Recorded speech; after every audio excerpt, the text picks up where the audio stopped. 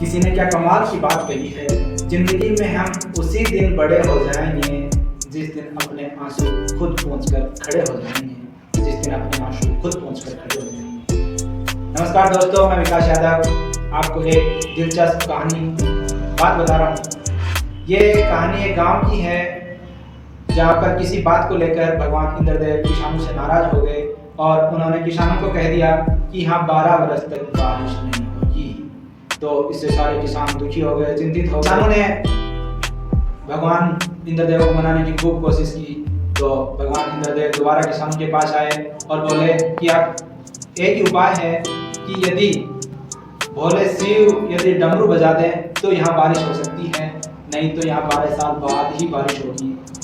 ये बात किसानों से कह दी भगवान ने और भगवान खुद भोले शिव के पास पहुंच गए और उन्होंने सारी बात भगवान से बता दी कि मैंने किसानों को ऐसे बोल दिया है कि यहाँ 12 वर्ष तक बारिश नहीं होगी, और मैंने ये भी कह दिया कि यदि शिव जी डमरू बजा देते हैं तो बारिश होगी, वरना तो 12 वर्ष बाद ही बारिश होगी। तो आप मेरी बात रखना, मेरी लाज रखना कि आप डमरू मत बजाना।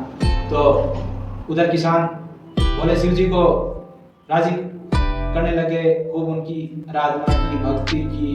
तो भोले शिव प्रकट हुए और बोले भाई बताओ। तो उन्होंने कहा कि भगवान आप डमरू बजा दो तो हमारे यहाँ बारिश हो जाएगी, ये इंद्रदेव ने कहा है।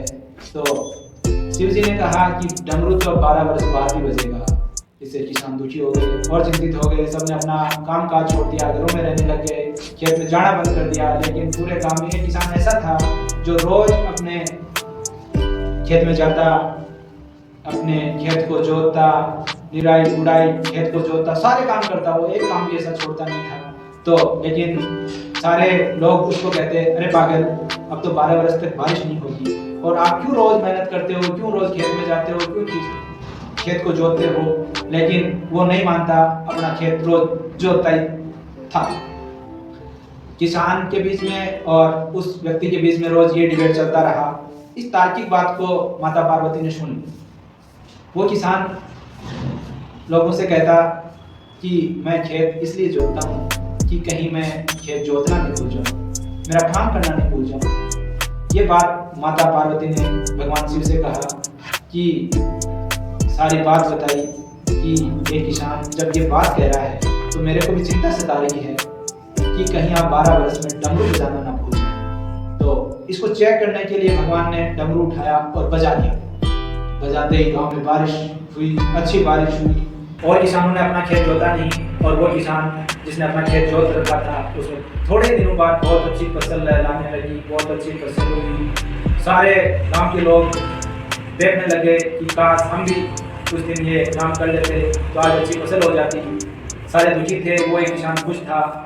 तो इस कहानी से हमें बहुत बड़ी सीख मिलती है कि ज़िंदगी में डमरू कभी भी बज सकता है।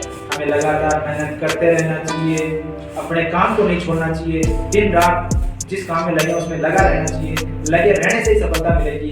तो इससे मैं आपको ये निवेदन करता हूँ कि हमें आलस नहीं करना चाहिए, दिन रात मेहनत करते रहना चाहिए और लोगों को इस बात के लिए प्रेरित भी करना चाहिए।